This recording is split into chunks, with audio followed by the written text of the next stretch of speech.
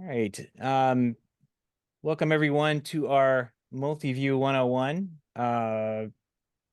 webinar training, if you'd like. We're going to go over a couple things here. The Just Add Power MultiView Tyler. It's the 759. We're going to go over the maybe talk a little about the AV Pro later on. It's kind of still in our not ready beta stage. We like to test these things quite a bit because they end up in places where and in systems where they cost a lot of money to put in. So if it's not working 100% or it's tricky to install or something like that, especially around the Just Add Power, when we were going over how it gets installed and everything, it's very tricky to install. Like it's not fun. So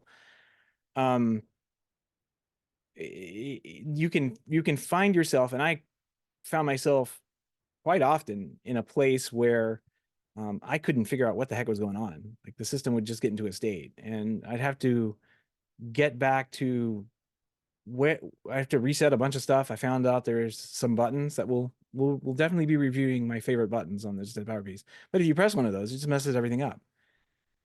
So we're going to go over the hardware on the Just Add Power piece in this one. And then we will take a look at some tips and tricks about setting up the Just Add Power partition.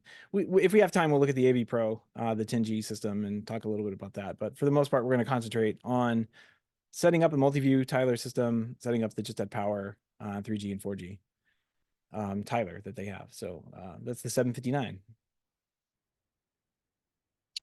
Steve, the recording will be available here shortly after we're finished with it. So they'll be posted up. We're actually working on some of our previous recordings as well. So we're doing a different format for that, just so that everybody, even if you weren't able to attend it in person, let's say you wanted, your friend or a coworker or employees to take a look at this, we're going to make that a lot easier for you guys to be able to enjoy this content, whether you're on the job site or on the CAN. So those are the only two places you could possibly watch this. that's right. All right. So Let's talk a little about the equipment. Cody, you're gonna take over for this part, I think. So yeah, absolutely. So this is the Just Add Power 759A. As you know, we are generally huge fans of the part numbers for Just Add Power, but basically this unit, I want you to think about it, if you're not familiar with it, as 4 Just Add Power receivers and 1 transmitter or encoder, just in a 1U rack mount, right? This does have a NEMA power cord on it, so you don't necessarily have to have these in PoE ports, but that's okay. We're just going to go through typical installs where you're going to be having everything on a PoE switch on its own anyway, right? This will take 5 ports on your switch. So when you're doing your system design, do keep that in mind, right? So a typical Just Add Power system design is going to be 1 port for every transmitter, 1 port for every receiver. And then if you're using a Tyler, the Tyler will take up 5 ports. Now you do see other hookups on this Tyler, the 759A. We will not be using the HDMI out. It doesn't work the way that you think that it does. So just pretend like it doesn't exist. The stereo hookup, same thing. We're just going to skip that. And also the IRI on the very far right side of it. We're not using that either. So just don't even allocate brain resources to that, right? So this is the typical layout of how something like this would hook up. At a very minimum for this 759 Tyler to work for multi-view, we're going to need 4 3G transmitters available on the system. And then we're going to need at least 1 receiver that's going to be at a display, right? The Just Add Power system, because of the way that it works, you can take any 4 sources on the system. Let's say you've got 8 total, right? You could take any of those 4 sources, send them to this Tyler box, which will then combine them into that multi-view. And you could pick the layouts, and then that multi-view is made available as if it's another source on the Just Add Power system. So you can call that on any display. It's not just a fixed, 4 HDMI in, 1 HDMI out input, like you may be familiar with some of the standalone multi-view Tylers, right? So what we're showing in here, we've got our 3G transmitters hooked into the switch. Oop, we're a little bit soon on that. Yeah, just 3G transmitters into the switch. We've got our 5 ports hooked up into the appropriate locations. We'll show this in a little bit more detail later when we go over one of our programming hookup guides. And then you'll see that we've got the ability to pull up each of those sources in either individually on full screen or in a video tiler layout, whether it's in a quad or like one big picture on the top, three little pictures on the bottom, or any of those kind of common layouts. So this is pretty straightforward. The only thing that you need for the tiler to work is, again, the number of requisite ports on your switch and a little bit of software configuration. So next slide. Let's kind of go over this. This is our example setup that we have in our roadshow case that we use for training. So this is a 4x2 system. So we've got four 4K sources, which are Apple TVs in this instance. So we've got four 708 PoE encoder transmitters, or you could use one 747 PoE. So that's the rack mount. That's the single U rack mount. In this photo, we've actually got the 708s. You can see them standing vertically in the rack. We've got two 4K TVs, so we're going to be doing two 508 PoEs in this particular setup. So those are the receivers that'll go for those TVs. And then we've got the 759A Tyler. That's the piece on the very bottom in the photo. That's our 3G plus 4 plus Tyler transmitter. And then we're running a Netgear 4230p, so GSM 4230p, 24-port PoE switch that everything is going to be plugged into. We've also got a Control4 system in our training example, because that's why you're here. You want to see our very cool app for Control4. And then for control, you can use an iPad, which is our preference. You can use a T4 touchscreen or any device that supports running the Control4 mobile app. So an Android phone, tablet, so anything that currently is supported by the Control4 mobile app. Since our application lives inside the Control4 app, you'll be able to use that. And move on. So I just kind of point out on this one, we've got our sources there on the top. This example that we have here is the same example we have over in our sheet. I just kind of made it up on our site yesterday. So like if you've never seen this, the AV over IP configuration tool that we have, or use those services that we offer when you purchased any kind of Just Add Power, even AV Pro we support. There's a site you can go to. You fill out all your inputs and outputs. You tell us what IP address you want to put it on. We not only do program and configure it, but we actually produce this documentation for you. So you print it out. It'll be printed out, I think, put it in the box. So your techs have it on site, but also, we send it to you, or it's attached to your account somehow where you can go look it up. So this is the part of that report, I guess, that I just generated for based on the little box you saw before yesterday.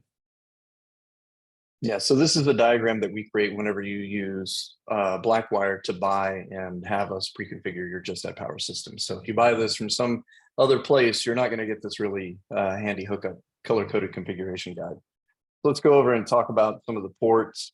So your normal transmitters, you've got four of those, right? So you've got the Apple TV 1, 2, 3, and 4. Those are going to plug into the blue ports on the switch, right? 10, 11, 12, 13. Then we've got the normal receivers that are going to go to our TVs. Those are going to be the first ports on the switch that are available. Again, if you're doing it yourself in the field, JAD config or now AMP will tell you where to plug these in as well. But again, if you're using Blackwire, we're going to have this all pre-configured for you. So you're just going to say, hey, this Cat6 cable is going to go to TV1. I'm plugging it into port 1 on the switch. This Cat6 for this other TV is going to go port 2 for TV2, and so on. Our Tyler receivers, again, remember the Tyler is like 4 receivers built into the box. Those 4 receivers all need their own cat cable, and they're going to be plugged into ports 3, 4, 5, and 6 in this particular configuration. Then we've also got the Tyler transmitter, which is the encoder that's going to offer up the image in that particular layout. That's going to be plugged into port 14 on this switch.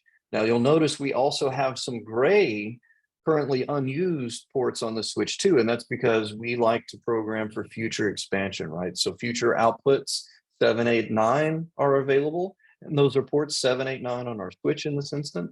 So that way, if we decide that we want to add another TV, maybe on the patio, or maybe add a TV in a guest bedroom, something like that, we would have the ability to plug those in without having to redo all of the programming, right? And the same thing for a future input. If you see we've got a ability to add another source later on, that's going to plug into port 15, 16, or 17 in this particular example. The yellow ports that we don't have called out in this particular example, just for your knowledge, we have the ability to use those as standard networking ports. So that's why they're a different color. We're not really talking about that though, because it's not pertinent to the Tyler app. One thing about this report and the report you get from it used to be called JAD config, and now it's called what? Amped? Yeah. Okay. Are those IP addresses that you have there. If you don't have those, it's part of our pre-installation requirements. Like, you need your IP addresses. So it's very important to have either this report or that report from AMP available, so you can reference what device is on what port. And you can tell that this is a new AMP setup too, because port 26 is actually the port that we're connecting into the regular network, right? On the previous JAD config, if you're familiar with the old Luxel switches and JAD config with VLAN and everything, it used to be port 1 that was the connection to your main switch. So just be aware, if you're new to AMP, but you've used JAD config before, the way that the ports are laid out on the switch is a little bit different. So just be mindful of that. All right. I think with that, we'll jump into a little bit about how the driver is installed. It's a little tricky installation, and to make sure that you're set up and ready to go, there's some pre-installation stuff you've got to knock off before we recommend you even install a driver. It's exciting to get the driver, I guess. It's exciting to get anything new, but if you don't have a couple of things together, or pieces of information in there, you're not going to have a fun time. You're going to have a hard time. Yeah. Yeah, definitely. So for your pregame, I guess we should just rename it the pregame. You want to have a working, updated, fully configured video system running at least firmware B239 or greater. That may actually change soon. I think there's a 2.4 something are coming out. I don't know, 2.4.6. There's something coming out that handles this particular thing a little bit better. And we'll be recommending that moving forward. 239 works great though. That's what we're running today. And we haven't updated our systems at all. So we've been working really closely with Just Add Power to make this process better. So that's why there are some things that we found during the installation and creation of this driver that we worked closely with their tech support folks to make this experience a little bit better for everybody. So they decided to roll up some changes in that new release that'll make this a little bit easier. Justin's asking if there's a way to check the firmware version from existing Control4 drivers. I don't think so. I think you actually just have to go to one of those IP addresses and check the firmware on there. That's probably the most reliable and easy way to do it. I'm going to try to pull up a system right now and see if the new JPSW driver will give you that feedback information, because it does communicate to one of the receivers. But you're going to be having a static route put in your router anyway as part of the configuration of the Just Add Power system and allowing Control4 to talk to it. So best thing to do is to grab one of those IP addresses of a transmitter or receiver device, log into it, and it'll tell you right there on the page. Well, if you think that's bad news, Justin, learning what the latest microcode is on your 759 is even worse, because it doesn't tell you at all. There's no command line. There's nothing there's nothing inside of the GUI that will tell you what the microcode is. I think there is a command that you can run that, and maybe if it works, it works. If it doesn't, it doesn't matter. Here's why I say it doesn't matter. In a couple of months, if not already, Just Add Power will have that 2. whatever is greater than 39 out, and that will have the update for the microcode on the older systems that don't already have the latest microcode. So if you have one of the older systems, it will get updated, or there's a way to update it, I guess, somehow. If it doesn't, I don't think the Tyler commands work exactly right. But as soon as that comes, you're just going to basically get to the point where you need to run this, and it's just not going to work correctly. What is getting updated on on for everyone else, if you buy a Tyler recently, I'm just thinking like if you had one purchased within the last year or so, you should be fine.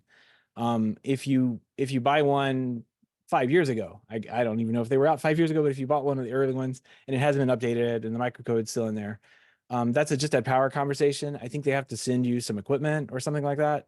There is a like I think it's a 232 thing, or you have to take it apart. I'm not even sure, but there's some work to be done to get that updated to the latest microcode. But once that's done, it's better performance, instant switching, all that stuff. That's what we're looking for. There's a layout on our system currently. Like if you go in between our layouts that we have, it takes like up to like 6 seconds or something, which isn't fast, not just at power fast. So that's what we're waiting on the update to fix and repair. Yeah. Currently, I'm looking at Just Add Power support site. The current version is 239 still. So stay tuned. That new version will be coming soon that will make this a lot easier. Yep. It was coming soon months ago, like in October. So so it's kind of like the Blackwire coming soon. Yeah, exactly. Anyway, when we have that in our hands, we'll do some updates to the driver too. There may be a way we can test for that kind of thing and automatically adjust some of the settings on our end for you, so you're getting the best performance out of the driver that you're installing. So we'll take a look at that. But those are those two things. You want to also have a second just add power receiver dedicated for switching audio in the room you're using the Tyler in. Again, this kind of goes back to seeing, well, there's two things. One, the question is, in the room that you're in, if you just got the TV on the wall with a sound bar plugged into it or whatever, that's fine. We just can run off the 508, the output, the receiver, I guess, and we'll just run audio that way through the HDMI. But if you're going out like to a surround sound system, here's a problem.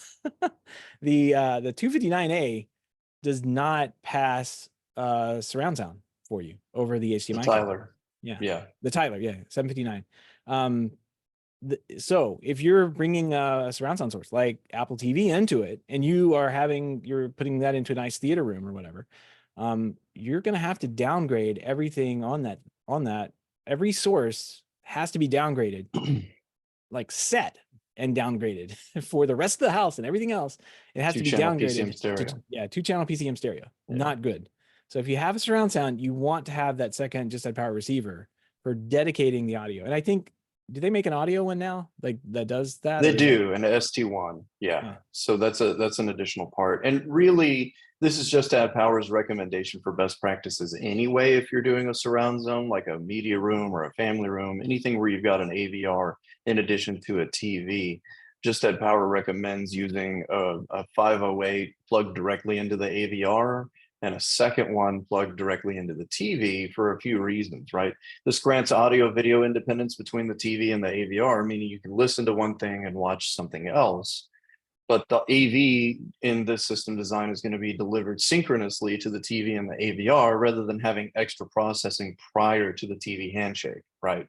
And then lastly, there's less third-party equipment. So there's not like you've got an extender kit or something that's going between the output of the AVR and the display. So you're not trying to troubleshoot that particular link, right? Because sometimes when you're bringing more things into the HDMI chain, it'll either work or it won't. And if it doesn't, then, you've got further things to troubleshoot and pull your hair out, and then you're looking like me. You want to have the just add power JPSW driver. That's the new one with AMP, I guess, that's provided from just add power. So just have that ready to go, installed and working. We get a lot of calls like in tech support, and people haven't done this step yet. So it's kind of like, well, you probably need to do that, have all your bindings done, all that good stuff. So if you're looking for this driver, I just want to clarify, this isn't something that we host on our site, because the JPSW driver is not ours. Just Add Power provides drivers for all their control systems. So you want to go to Just Add Power's support page, click through to Control4, and they've got drivers for both the old jack config system still, and also an AMP Control4 driver download. So the most current versions are always going to be available on the Just Add Power support site. So you'll need to get that because that's the base switch driver that you'll need to have installed before you install our Tyler driver. Yep. And then, of course, the latest driver from us, download that. I had to do that today. Don't ask me why, but I'd had to. And then kind of going over this as well. There's examples of this. Let's see. You need to have the IP address for the following devices. Yeah, the little image there has the bottom part is the JPSW driver from Just Add Power. That's the 8x8. I think they have them in different flavors, like 16x16, 30, whatever your system maxes out at. They're fixed sizes, right? So you can either get them in an 8x8, 16x16, 32x32, 64x64, whatever. You want to use the one that's closest to what you've got. So even if you've got 4 inputs and 2 outputs, right, use the 8x8. There's no reason to put the 32x32 in. You'll just have to scroll, right? So just use, they're fixed, and it doesn't matter that you've got more inputs and more outputs than you may be using, right? Right. So if we look back at our sheet, you'll have the IP addresses of all these things: the Tyler transmitter, the Tyler receiver 1, Tyler receiver 2, Tyler receiver 3, and Tyler receiver 4. You need all of those IP addresses before you can do anything with our driver, because there's some settings you need to change on, I think, each one of these. And then there's you need the transmitter for the IP server driver, the RS-232 IP driver that you see off to the right. And again, that's the last requirement. You need the terminal slumber driver. So that is provided by Just Add Power as well. For whatever reason, it's a television driver. I don't know why. It always has been, but well, what's cool about this is that Just Add Power on its own can control like TVs on and off through CEC, which is pretty handy if you've got a TV. Because you're using a video matrix, typically you're not switching inputs, right? All I want to do is turn this LG TV on and off, right? So you enable CEC control on the ports that, let's say Just Add Power is plugged into HDMI 1, CEC is enabled. You don't have to go through the Control4 database and look for an IP driver that's probably going to break because, let's be honest, firmware updates will do some fun stuff. You can plug in this generic TV driver, right, and configure that and control the TV on and off with CEC very reliably. I mean, there's CEC is supposed to do a whole bunch of other stuff too, but if there's anything that works reliably on something that actually has CEC, they're going to have turn on, they're going to have turn off, right? Yeah. And so that just makes it so that you don't have to buy their flux capacitor IR dongle, right? Save you $100. Hey, it's just a driver. There you go. Cool. I didn't know that. I've never actually used the CEC command things, but that sounds cool because normally, like you said, you just need to turn it on, make sure it's on input 1, good to go. That should work. The next thing you need to do is take those IP addresses for the each one of the tiling receivers and set up image pool. So what you'll do is you'll open up a web browser and connect to the first tiling receiver based on the IP address that you have. You'll click video settings and then click the enable image pool. Press apply and you can reboot. I think we have some recommended settings for image pool. Yes. Has to be enabled. 640 by 360 is fine. Low priority is fine, and every 3 seconds for the interval is all right. I'm not sure what we have. Yeah, we have that roughly in our image here. Yeah, so you don't want to crank that down because it just takes more resources for both the Control4 system and the Just Add Power system, right? And image pool is there to give you the preview in the app of what the source is on before you change the layouts, right? Or you change the source, right? This isn't so that you're watching TV on the iPad. So every 3 seconds or 5 seconds, that image is going to refresh to show you what's currently playing before you select that source. So there's no need for this thing to be live video. Right.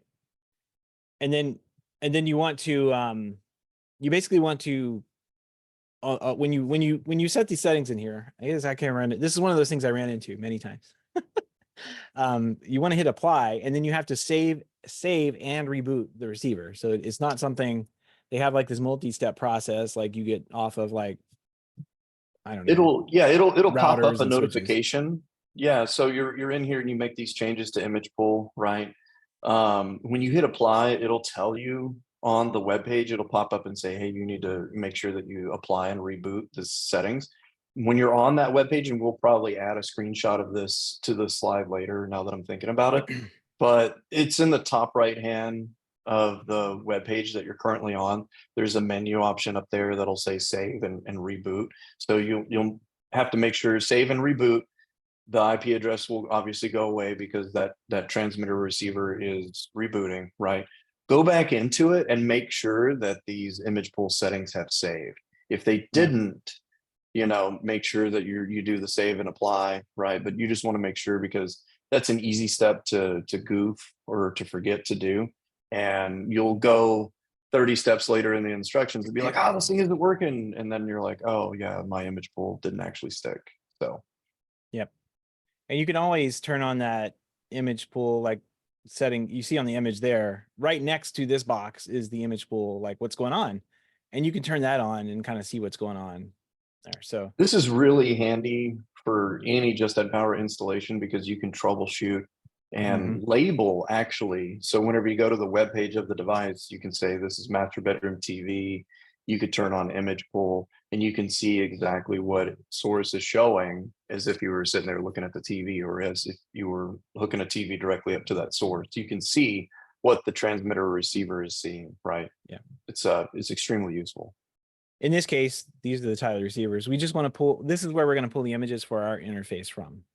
We don't do it from the transmitters. I think there's like, again, this is Just Add Power's recommendations. You do it from these particular receivers. So right, for our driver, but you can enable image pool in a Just Add Power install on the transmitters too. We're just not using that. Not for this, no. And so just kind of overview, quick overview of the drivers that we're working with. There's two sides to this, like Cody was talking about. There's Just Add Power, and there's what we offer over at Blackwire. You have your standard matrix driver, that's your JPSW driver that we're talking about. And then you have the utility RS-232 IP CEC control crazy driver thing that, you send commands. It sends basically telnet commands over to the Just a power unit, to the receiver device. Yeah, it could be a receiver or a transmitter. Yeah. And then you have our Control4 driver, which is the control driver. This is the driver that actually tells, it actually controls everything. It tells what needs to go where, and that kind of thing. Like this is what, when we talk about AV Pro, instead of having the 3G+4 transmitter driver, it'll have the AV Pro 10G driver in there. And then on top of that, we layer on top of that our UI button driver. And that's what the interface that you will enable inside of a room for someone to click on, the end user to click on and actually control the system. That driver talks to our control driver. Our control driver manages and talks to the Just Add Power system.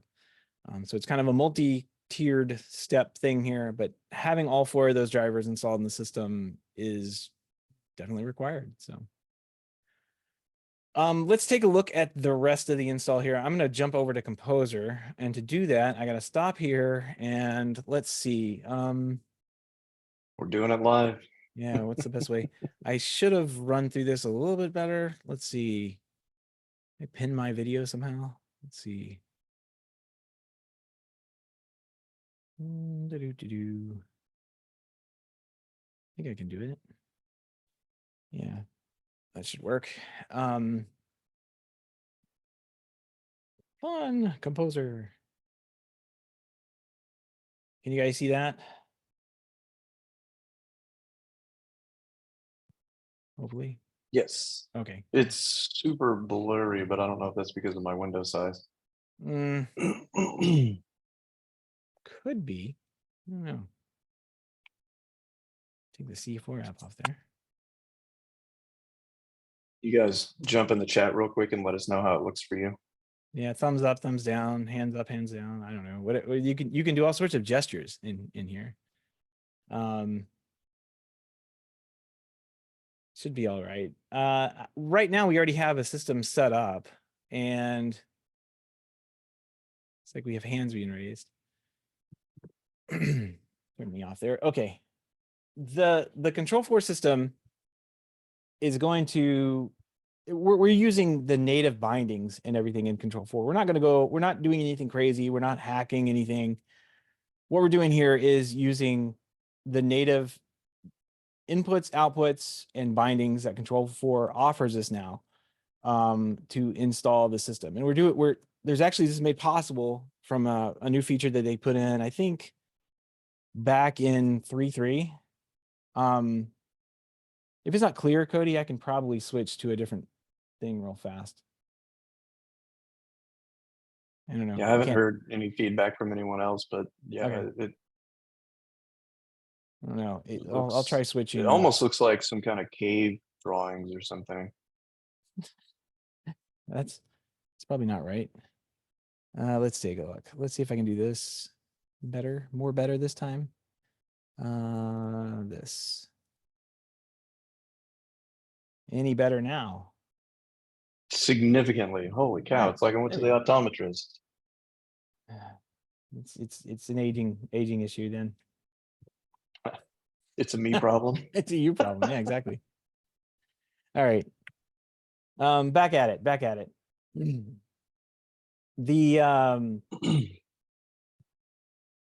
The things that really made this possible, Control4 started offering additional endpoints on their rooms. So if you go, we'll go over to bindings and connections right now and take a look at that. I gotta collapse all the rooms down. I restarted this right before we started because I'm going to delete what we have in here and just kind of redo it here in a second. But if you look at the demo room, demo room, you will see that at the top you have your video endpoint for the room, but Control4 has now enabled, like when you add the first one on, you'll start seeing these additional video endpoints pop up. And that enables, what they did it for was I think they have a driver called multi-screen or something like that. Yeah, where you've got like one TV in the middle and like two TVs on the side or something like that. Yeah, it's like the old sports bar thing. Or I think ideally it's set up for like if you have a TV and a projector in the same room, right? Where you can like have a TV, but then drop the projector down. I think that was kind of their original intent for it. Yeah, that's what these endpoints, when they added them in, that's what and you can see there's one here that's not being used. So when you add the last one, it just keeps adding them on. But for the Tyler here, we're going to top out at 4 for each Tyler receiver. And I'm going to delete this out and go over that again, like show you guys exactly how that sets up. But just kind of wanted to go over things that I'm probably not going to delete out because it doesn't make sense to. Here is the Just Add Power IP server driver that we talked about. Let me go back here. And our Just Add Power switch driver. So standard matrix switch for Just Add Power, standard RS-232 IP server driver. I don't know why it always says telnet disconnected. I think it just connects and then disconnects or whatever. But yeah, I don't think it keeps it live. And I think also whenever you bring it in the first time in Composer, you'll get that message because it comes with like a crazy IP address already populated in there. So you want to make sure that you've got the correct IP address for the display or the device that you're trying to control. Yep. And in this case, we want it to be the Tyler, right? The Tyler transmitter. So you're gonna go back to your sheet, your configuration sheet that we supply or that Just Add Power amp produces, and you're gonna look at the IP address for the Tyler transmitter. All right, so that again, this is one of those IP addresses you're supposed to save. That's what you're gonna pop in here. In our case, this is the source. It's source 5 on the Just Add Power system. I think they all kind of have the same layout here. But once that's in there, this device is talking to that transmitter whenever he sends a command or we send programming. That's how it changes the layouts and stuff. We're going to use their driver for that. For just ease of memory, right? I've been doing Control4 programming for a long time, and it's not just for me and my memory, but in case I get hit by a bus or if somebody else has to come back at this and look at it after me, right? I would probably come over to the RS-232 IP server and I would rename it and just say like, you know, add at the end of it, controlling the Tyler transmitter, right? Yeah. Something like that. Just so that you can, because if you get lost in it, and let's say you accidentally pop in more than one of those RS-232 IP server drivers, you're going to have like 6 of them, and you're like, dang, which one is it? Or did I put it in the wrong room? So it just, doing a little notes like this makes your life a lot easier. It says Tyler, Texas now. Yeehaw. All right, let's move on. We've got there's a couple of things here, and I'm not sure, since this is kind of a bigger system that we have set up at the office, I'm not sure what the rest of this stuff is for. I think Kevin may have a video wall connected to this, but we're not going to bother. These are like these are the additional rooms in this particular house, right? So these are just like things that are connected, TVs that are connected to this just had power switch. But we're primarily going to look at this first TV, the LG TV. I'm not deleting that one out. I'm not going to bother. But just whatever TV you have is going to go in there first. And then you have the cable TV driver, which automatically gets added with Control4. Then you'll have the, was it 759 transmitter driver with all the receivers that populate in it. So I've labeled them 1, 2, 3, and 4. And then this is the MultiView UI driver, the UX button, so to speak. So I'm going to delete both of these out and just add them in so we can kind of start from scratch and just kind of go through the system step by step, making sure that like we cover all the bases. If you guys have any questions or want to chime in, let me know. I'll keep an eye on the Q&A, or Cody will. And yeah, I'll keep an eye on it. Yeah, we'll just we'll go from there. Actually, let me cover that license key out of there, because I don't know why he doesn't have the demo running, but that means it's not gonna work if I delete it and don't remember the license. And then that'll grind things to a halt. I'm gonna write that down. All right.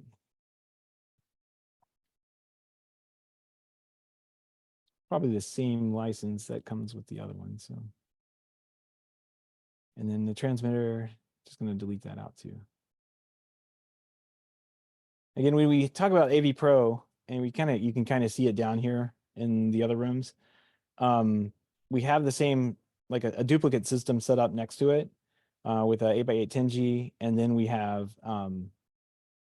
the AV Pro UIs that we're testing. So AV Pro works a little bit differently in the fact that you're working with transceivers, not just transmitters, and some of them will be in a transmit mode, which I'm in a transceiver mode, but like the idea behind these is that you can actually set up the interface on each one of these transceivers that are connected to a TV differently. So you can, in this case, you're not working with a single device that's doing the tiling like we are with Just Add Power. Every single one of the receivers on an AV Pro system can do the tiling. So your TVs can all have different layouts and everything on them. So and that's the nice thing about the 10 gig system from AV Pro. It's a little bit different than Just Add Power, right? It is more expensive if you're comparing Just Add Power 4K, even with the tiler, to depending on what size of a 10 gig system for AV Pro's MXNet, right? But you don't have to have the dedicated 759 tiler as a result of the fact that the transceivers can do the tiling on their own, which is pretty slick. Don't forget though, just if you are doing a 10 gig MXNet system, make sure that you are investing in a tester from Fluke, like the one that we sell, that can validate the fact that you're actually getting a 10 gig link, because that seems to be the #1 thing when troubleshooting MXNet 10 gig systems. Okay, good point.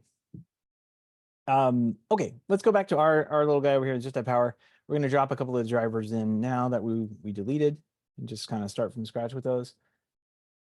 I'm going to add the control driver in, and you're going to see this when this drops in, it'll add those child drivers underneath it, so the parent driver and the child driver. And then I'm going to go ahead and add the UX button in, the interface driver. But we're going to start over here on we're going to start and finish, I guess, here on the Tyler transmitter driver. First off, just make sure you're on the right version, that you have the latest installed. Right here, you have the Just Add Power terminal driver. That is what we're going to do is select this driver using the Control4 select tool that we have here. So it will pull up all of the, I guess he's got more in here for each one of the IP receivers. So that's what those were. They weren't TVs. Fool me once. These are, we're going to select this as the device that this control driver is controlling. Set that, and that's going to link those two together. So when this receives a command from the UI button, it's going to transmit that command or relay that command over to the terminal server there, and that's what's going to change your layouts. So you can see how this kind of like works together natively within the Control4 system to give your in customer a better experience. User interface, yeah. We're going to type in the receiver IP address here as well. I have this written down. I could copy and paste it, but I'm going to do it the most painful and slowly way possible. When I hit set, I think, yeah, we did this. Typically, these are all in order. So we just pre-populate that. And I guess if they were out of order for whatever reason, if JAD config, if AMP decided to put them out of order for whatever reason, you could go and change these. But they're typically, once you have the first one, the next receiver of those are put in line. But you can change in sequence. Yeah, you can change these if you needed to. Like you can make that a 9 if you wanted.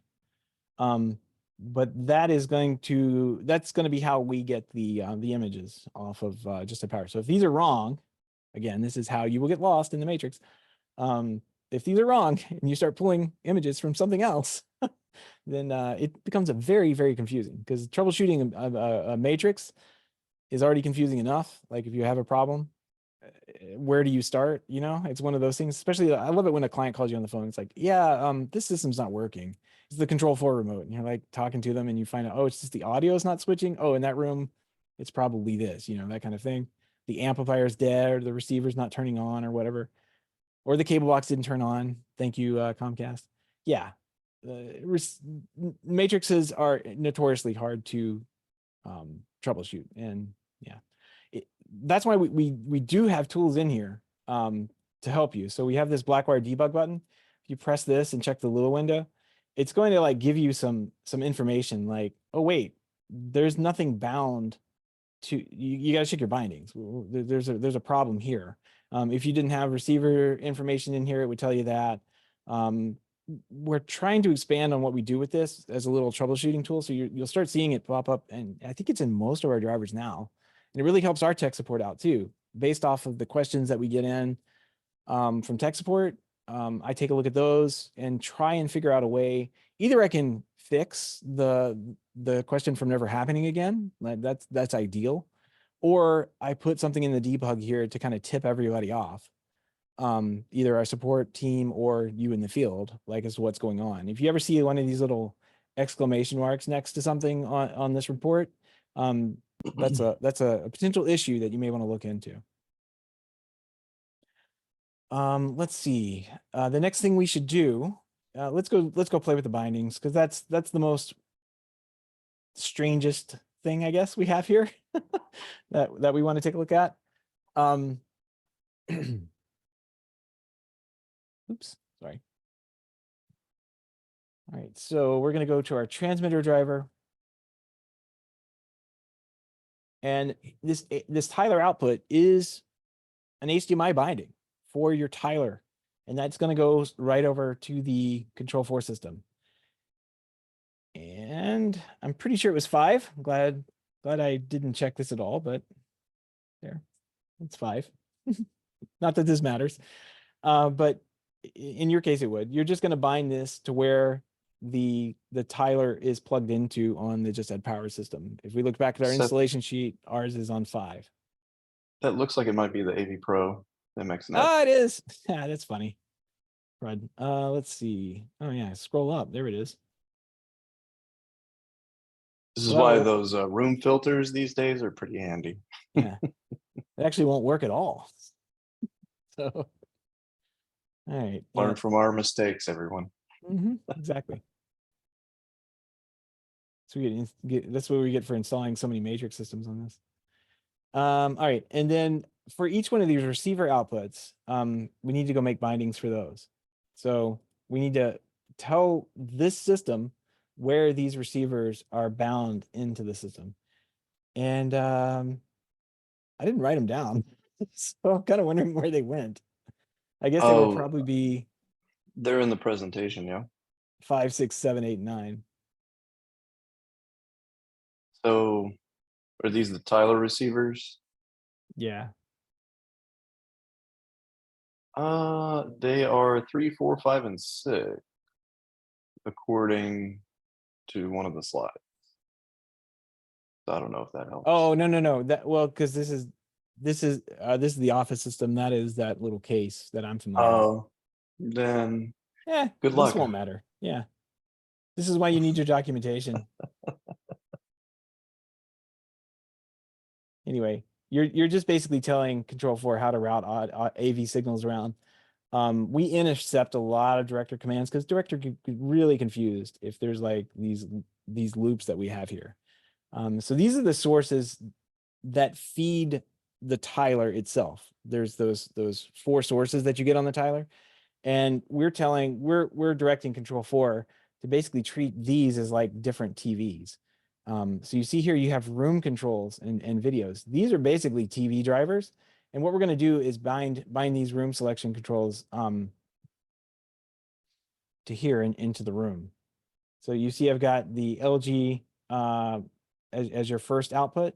If I go down here to my additional video endpoint, and I guess since this kind of like didn't install correctly, or I didn't start over completely, you're seeing all of these additional video endpoints still here. But these, Normally you'll only see the one, and then when yeah, you bind that first additional endpoint, Composer will automatically add a second one. yeah, if I So bind because something to we've this, done you it can see before, right it's down there. already here. Yep. Yeah. Okay, so let's go over to, where is it? Additional video endpoint, the first one. And what I want to do is just, we'll go to K the plus demo P room. demo room. That'd be much easier to see. Yes, room filters, use them. So we're just going to go down the list here. Receiver 1, and then we're going to go to receiver 2, receiver 3, and receiver 4. And this is basically pretending like we have multiple TVs in here, because in reality, that's what this is. This is It's like 4 virtual TVs, yeah. even though you've got 1 physical TV, right? And for anybody that's used our Tyler icons before, you know that there was a whole bunch of custom programming that needed to be done before we were able to take advantage of these new things in Composer, right? So making these bindings is significantly easier than doing all the code for the different Tyler Oh yeah, icons, because the those are just experience macros and icons. yeah. Yeah, there wasn't any bindings, there wasn't anything that you could do. So you had to tell, hey, do this, do this, do this. I mean, you're talking about 15, 20 different lines of code for each button versus just make some bindings. Yep. All right, so that is pretty much the end of this. Like, this is set up now that these bindings are done. We have the receiver driver bindings completely made. We've got the TV binding for the room. We also have the HDMI input and output driver input and output bindings done to the actual inputs on the switch. This one is done. We don't have to worry about this anymore. Now we're going to go over and look at the MultiView UI. This is there's no bindings on this one, but this one you will need. Actually, let me press the debug thing just to show you guys what that looks like. Check boxes, that's what we're looking for. And it tells you on here where things are plugged into as well. So kind of nice.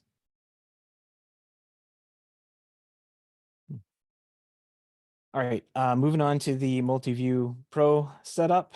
This one's actually pretty easy. Well, you're gonna put your license in, so copy and paste that over again.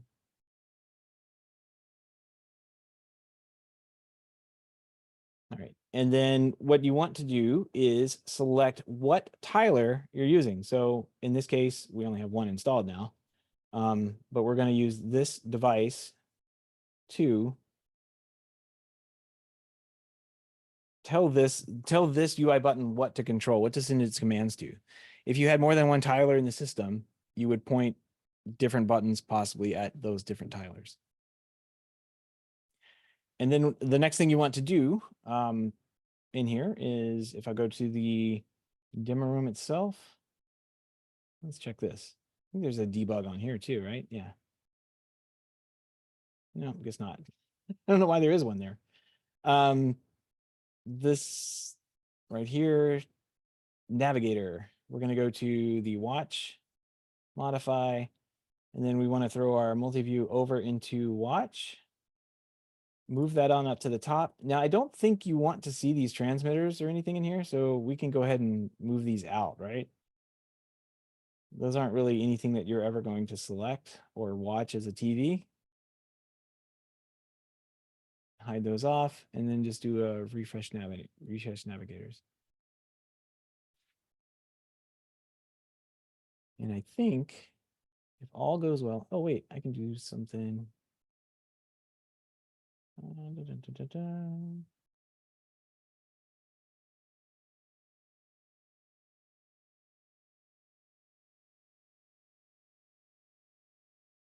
Oh, I didn't.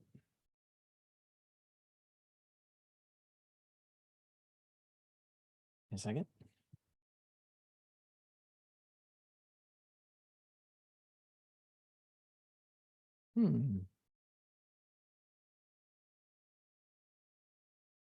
But I Change your could room, add brother. on a, oh yeah, here we go. And that, right? No, that, there. There we go. Is that better? Now you can see both of them at the same time, hopefully. Go all the way down to our demo room. We're gonna go to watch. Here's our multi-view. Now, Actually, I just see the composer right now. you should be able to switch on your end. There should be a way to switch between them. Let's take a look. Oh, maybe not.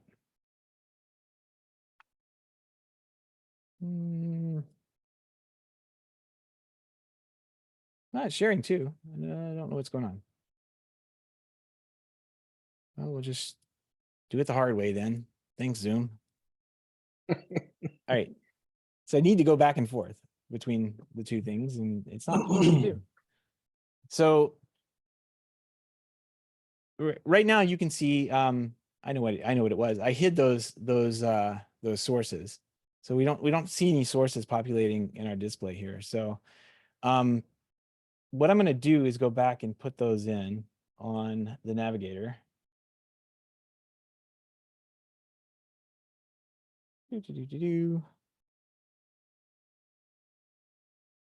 I'm pretty sure that is the issue. Say file refresh.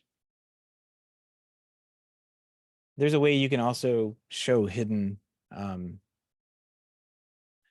sources as well. So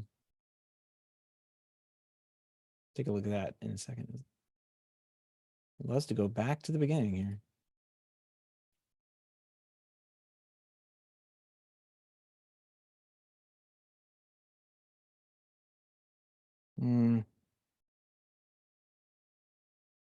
Why isn't it getting the sources in there?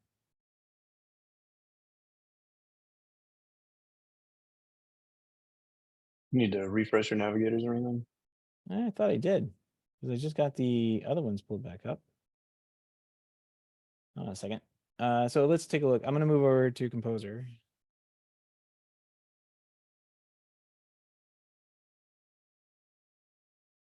And we're doing this on purpose so that we can show you guys what Nice. common installation, issues you may run into. That we can give you examples. All right. I don't know if you can see Composer now or not. Maybe you can. Don't know. Can you see both of them or not? Oh wait, I know what the problem is. Yeah, I'm I know only what the seeing your problem is. app.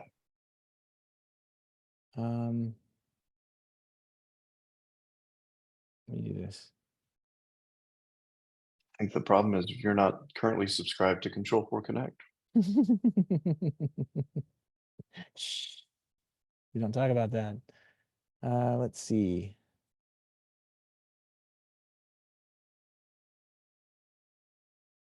Hopefully that worked out better. All right. Maybe now I can share my screen correctly. What was I trying to share? Parallels? Yeah, there it is. All right. Maybe, maybe not. Something. I see Composer. All right. Well, that's so far so good. Okay, let's take a look at, where was I? The room, the driver. Oh, here. Nope, that's not what I'm looking for. This one.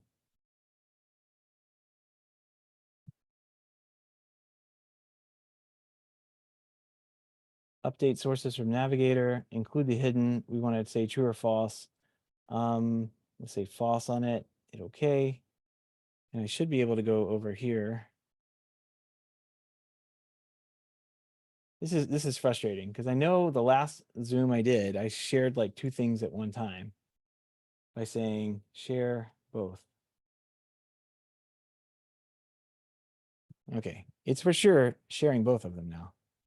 Is it working? Can you see it? I only still see Composer and your video. Drag. Oh, wait, I think I know what to do. How about now?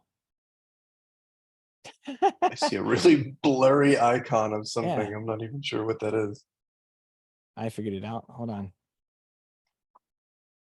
For sure now. Let's see. I lost Composer now, though.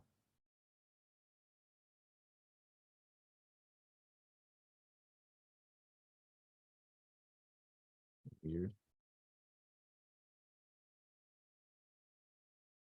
How did that go away? Let's just do it this way.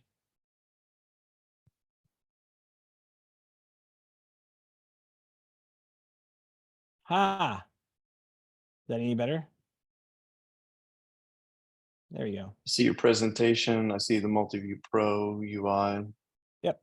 So you see right here, all of the sources came in. I do need to go and hide these receivers because they're not supposed to be there. So I'm going to go back to the room and I'll just kind of walk through how we update those. I'm going to go to Navigator and then go to Watch and then click Modify. I'm going to hide that stuff out of there because these aren't, again, these are just proxies in here to tell Control4 how to handle signal routing and control routing and all that stuff. I'm going to remove those out, and then I'm going to go back over to our MultiView Pro driver, and then update the sources from the navigator, include hidden. We're going to select false because I don't want to bring those in, and hit OK. Then we'll go back over to the MultiView, and those have disappeared on there. So when we start using MultiView, we can just select sources here. Hopefully the image pools will start working. Yeah. Remember, it's a 3 or 5 second refresh. So Yeah, 3-second refresh, and I'm also over VPN remote today. Was working earlier. looks like Roku One pulled something out. I don't know if that's. No, that's our no signal image. Oh, that you're goes by so default. fancy. Well, I mean that's what it would look like if there's no signal, right? I will have to check something else out here. Anything crazy errors in here? No, just junk. I don't know why the debug. There is the debug. It says we've got image pool coming in from these particular addresses. Those are the same addresses that I pulled in, so I know that's right. If I was local, I would and kind of able to use the local router, I'd be able to see these, right? I'd be able to go in and see those images, but since I'm double connected over VPN, it's not going to use the routing and let me, pull up Internet Explorer and check that image to make sure it's coming in. Let's take a look. Tell you what, this might be easier to do. I gotta refresh navigators. Get rid of that junk.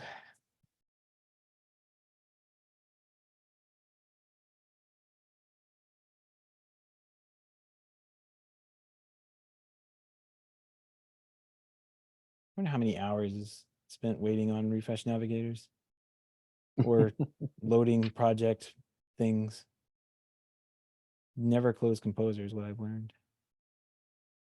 Well, never put your laptop to sleep either, because Composer will do that fun thing where it looks like it's connected, but it's not really connected because It's the network waiting. connection lost. So Composer just freezes, and then you got to like go to Task Manager and force quit it, and you're just like, thanks. I'm not sure what exactly is going on here. It was working fine earlier, but not getting the image pools to work in the system. So, unfortunately, we can't see the TV screen either, but we've got this set up.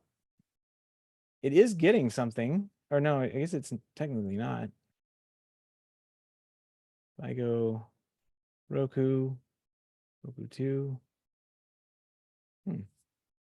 Interesting.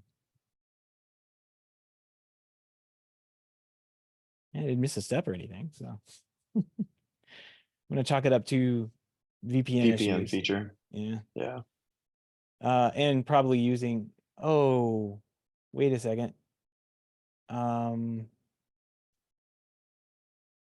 No, this isn't connected local over the VPN. This is through, that may be it. Give me a Oh, second. through Foresight. Talk amongst yourselves. Yes. I think it did work through Foresight, but I don't know. I'm gonna move this IP address over to the VPN, and then maybe it'll work. We'll see what happens. Actually, no, I'm not. That would be very bad in the middle of a Zoom call. Do Let's not. Let's just let them oh, know that if you were local if you're on local, the you'll see it same just fine. network. Yeah, I know I've seen it done remotely as well, so I'm not sure why it's not pulling through. We have plans in the future to upgrade how this is working. Just still debating amongst each other on the best way to do that, where we can do is a little more special things. We can cache the images a little bit better, so that this type of stuff is a little bit more reliable. Doesn't happen to you in the field, because it can be frustrating. You don't know what's going on. I'm not seeing images. I'm over Foresight. I'm either thinking it's not working on Foresight and I should be over a VPN or whatever. Unfortunately, one second. Let me see if I can do something here. When we do it at the trade shows, right? So like the CEDIA Tech Summits and stuff, we use a VPN to the office, and that iPad gets an IP address that's on the VPN, and that works, Mm-hmm. right? I haven't used it Foresight necessarily, so I can move this iPad over to the office, I believe. Jarrett says, may have missed this. Can this driver be used in all rooms with the Just Add Power receivers in the project, or is it intended to be used in a single room? So that's the benefit of the Just Add Power system, right? The tiler makes the combined image, that layout, available as a source anywhere, right? So you can call up this tiler layout in any of the rooms if you wanted to, right? So you can see Seth is dropping in a new room, a second copy of that MultiView Pro UI, and he's going to tell it to talk to the same tiler. And once he does that, you'll get that interface again in that second room, right? So that's a really great way, because I mean, if you're just doing it in a single room, it's an expensive solution, right? But that's the benefit of getting some of that cost justification, because you can take that tiler, and it's any four sources on the Just That Power system that can be used in the tiler, and that tiled image can be pulled up on anything. I mean, it doesn't have to be just in the theater room or just in the family room. I mean, you could call it up on the 32-inch in the kitchen if you really wanted to, right? So that's the great thing about using a video over IP system versus a dedicated hardware tiler, where for a single room setup, sure, it makes sense to have a standard multi-view processor for that. And that's something that we know that AV Pro has been working on, and we're hoping that they will announce something for 2024, which would be either a 4K or an 8K. That would be cool. I don't know what they're actually doing, but a standalone, 4 sources in, 1 source out, and we would update our MultiView driver to control that standalone hardware. Is there a way you can tell if you're connected locally? The app is new. Well, I guess right.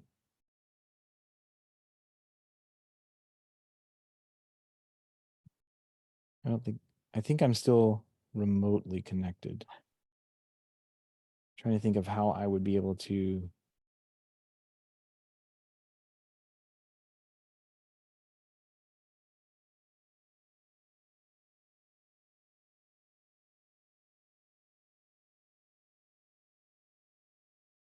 They used to have like a little quick thing that would tell you, I guess, if you were connected remotely or not using Foresight. I can't really tell anymore.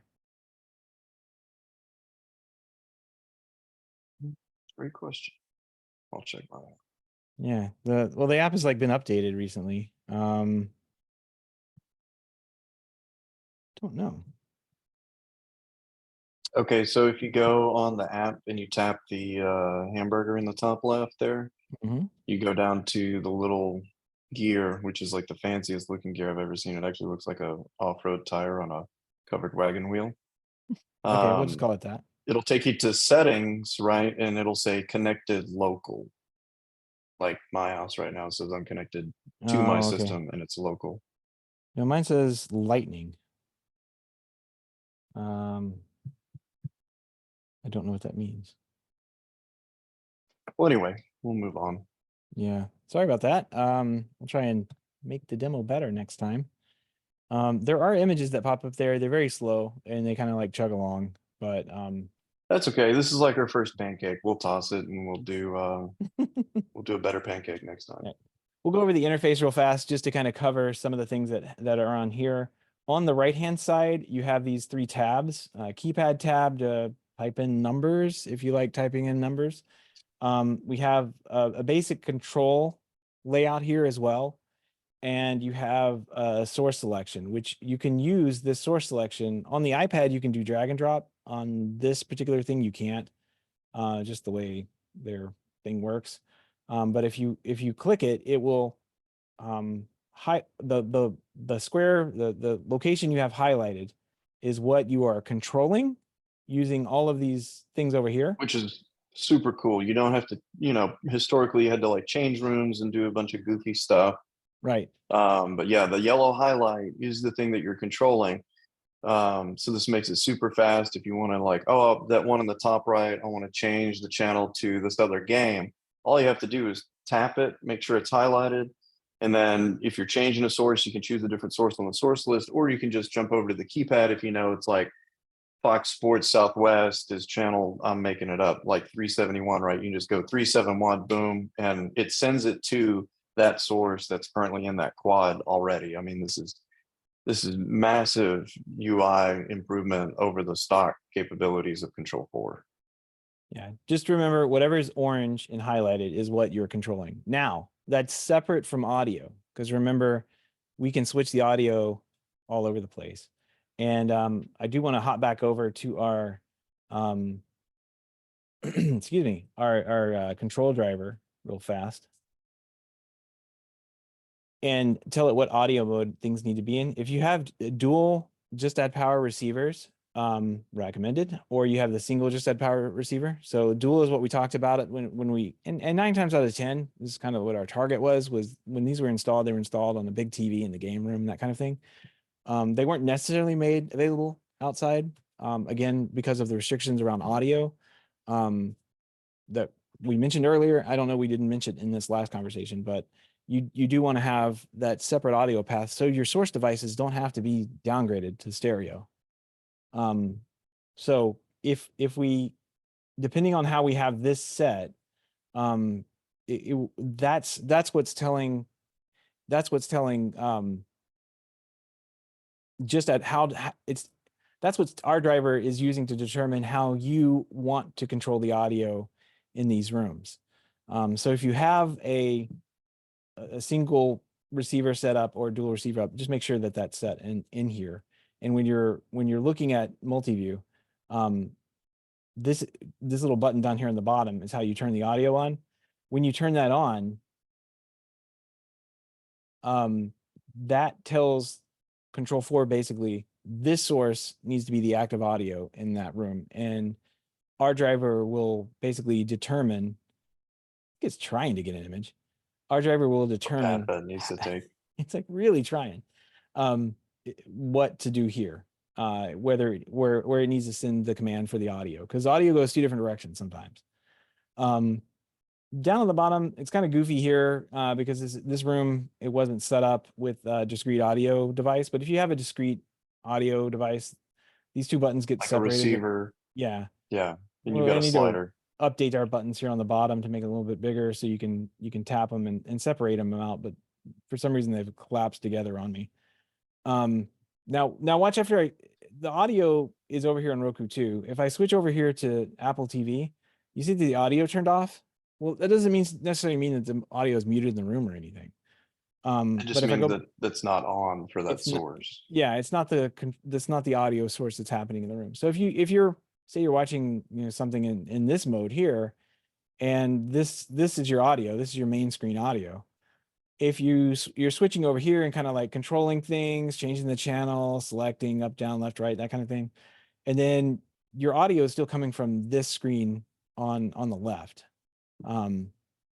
See, nothing's changed there. No matter what buttons I press over here, or I change the channel or anything, nothing's getting changed. If I did want the audio to come from there, I see something's going on really cool, I just pop the audio button. That changes the audio real fast.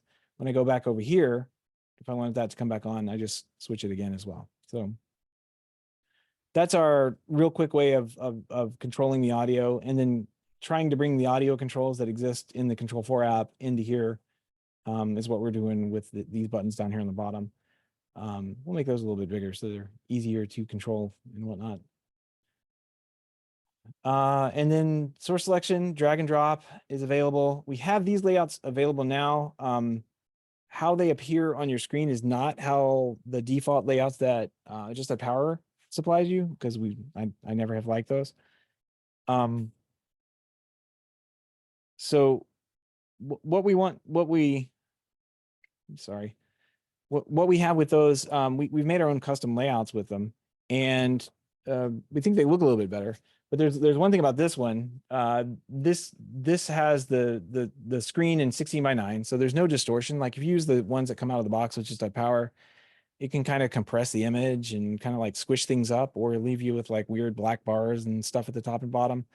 That may not be a big deal, but in the future here, we'll have more options for you, including some mini options. I'm just kind of waiting for Just Add Power to come out with the new firmware. The new firmware, yeah, because it makes it much easier to use. The reason I want the minis on there is because this does take up like the 3 bars on the 3 screens on the right. They do take up like the full screen, for the full height, I guess. And that can cover up things that could be important to whatever you're watching, say like sports, where they have the score over in the corner, or maybe the time or something across the bottom in the lower third. So I kind of want to just change that out. Same thing with this one, like the screens will be across the bottom, and that could cover up the lower third. It could be at the top, but sometimes the game scores are up there. We have some mini layouts we tested early on, and these little screens will be just small kind of subsets, kind of tucked over into the corner, and you'll be able to swap back and forth. But those will be like options you can enable and disable in the UI driver, just kind of using the what's it called? The properties. You'll just be able to turn those on and off. And whichever ones you want to have on, your client wants to have on, those will appear down here in the corner. Chris is asking, go ahead. are these the 4 layouts of the images, meaning the 3 that are on the bottom be on the top? Are you asking like if these, I guess if I'm following, you're asking if these right here can be across the top? The answer is, okay, yeah, the answer is sure, but not right now. What we have right now, we have these 4 fixed layouts that we use, and until they have that updated firmware released, we're kind of waiting on that for it to happen. I would expect that, yeah, we would add more layouts. And I think a popular one too that's been asked is picture in picture, so if they only really cared about 2 games, Yeah. Just something that would allow you to kind of, have the big image like a football game in the main screen, and then in a smaller screen up in the top right, maybe that could be like a front door camera or something, right? If they're having a Yep. party, hey, somebody's at the front door or whatever. So we're obviously aware that while these 4 layouts will get you started, see, there you go. That was my next I did question. it. He I'm said. done. Thanks, So guys. yeah, we're obviously aware that this is a good starting point, but you guys want some additional flexibility with your layouts. And so, yeah, something exactly like what Seth is drawing there would be coming as soon as we get the ability to release a revision 2 of this, which is again waiting on Just Set Power's firmware. So, and that would be, Seth, correct me if I'm wrong, but that would be a free update to this Oh paid yeah. driver. Let's Yeah, for say sure. if 4 months from now they release the firmware, we release an update to this, update to the newest version of that to get these capabilities, right? So we definitely appreciate you guys doing business with us and hanging tough with us as we work this out. As you can see, there's a lot of work that we did on the back end to make this really an awesome opportunity for your Control4 installs. And it's taken a lot of legwork, but the end result has definitely been worth it. So just wanted to say thanks. Yep. And then here's my Murph. You will get lost in the matrix. I'll give you one hint who added Murph. That was me. Yeah. All right, so here's our tips and tricks section. We've covered a little bit of these over time, but use this output here. This is by far what you want to use. Don't try and use the HDMI output. That HDMI out on there is not even recommended by Just Set Power. So yeah, they say don't even use it. Yeah, it suffers. It's like there for like checking the thing. Put a sticker on it or something. They should have deleted it or something. I don't know. Yeah, it doesn't work. It causes problems. Don't use it. Use the transmitter. Go back into the Just Set Power system, and then bring it out from there. And then rightfully people would look at this and think, oh, it's got an HDMI out, so I'll just hook that up to my TV. That's not what that's for. Yeah, it's not. There's my stupid buttons, and don't touch those buttons, especially if it's late at night and you're trying to get this ready to go for the trade show, and nothing's working at all, right? But it was like 15 minutes ago. But all you did was like put some zip ties in the rack. Yeah, these stupid buttons there. Any technician you have can and will press PF4, and what that will do, pressing PF4 will change the default output, like the default screen number 1. All of our driver assumes, and there's no way for me to know this other than looking on the front lights on the title, the matrix here. There's no way for me to know at all inside the driver. If I would have fixed this a long time ago, but it will change the order that these receivers are tiled. So 1 is not 1 anymore. 1 is 4, and 2 is 3, and yeah, it's confusing. This will confuse you. It will mess you up. hard way. Yeah, the very hard way. Many of our dealers have learned it the hard way over the years, and you just don't touch those buttons. I hate those buttons. I don't know why they're there. And then there's a little IR port. We put an X over that too. Don't use that. Setting the primary video, if you're looking at the front screen, that should be on. You should make sure that light's on. I have included the command inside the driver that you can press the button manually on the front, the PF4 button, until you see RX1 lit up again. Or I have included the command in there to basically, what's it say? Reset Tyler layout. And if something's weird's happening, go to that first. Press that button. You should see that light up in the first position there, and shouldn't have any problems with it. But those are the major things that we've seen people run into outside of the weird bindings that we kind of went through earlier. Those are the major things that we've seen happen on jobs that just, and it's really, it just confuses things. It confuses everyone. It confuses our tech support. It confuses your tech. Nothing works right. Nothing looks right. And even the problem is the images, even the images on our interface don't look right. They're all mixed up because they're assuming that transmitter 1 is the first input on the tiler as well, that it didn't get all messed up and everything. So that's our tips and tricks section. Do want to thank everybody for attending. If there's no more questions, we can answer questions here now. But there's our information if you want to reach out and chat, send us an email, ask us a question, feature requests, send them to me or Cody, either one. And then you can also reach out to anybody at Blackwire using our chat, email, or phone support. Always available. Yeah, I was going to say the driver is licensed separately, so it's not like if you bought Just Add Power, you get a free copy of the driver. It is sold separately. It is licensed per project. There is a 72-hour, I believe, trial on the driver, so you can definitely make sure that, you know, before you commit to it, that it does work. So, but it'll be pretty awesome once you get it installed and you get it demoed. It's kind of a no-brainer for your Just Add Power jobs with a tiler. And I do believe it does qualify for a showroom demo license. So as long as you meet the minimum requirements, which I believe is a $250 a year spend, if you have a setup with Just Add Power and a tiler in your showroom, you'll be able to use this for no extra charge in your showroom as a demo license. So please take advantage of that and put it in your showrooms and your show homes, because it's freaking awesome and you'll sell more jobs. Yep.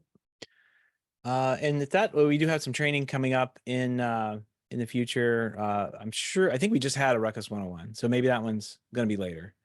Well, we do them pretty often, so that's fair. It is upcoming technically. Technically, it's the best. Yeah, you're technically correct. It's the best kind of correct.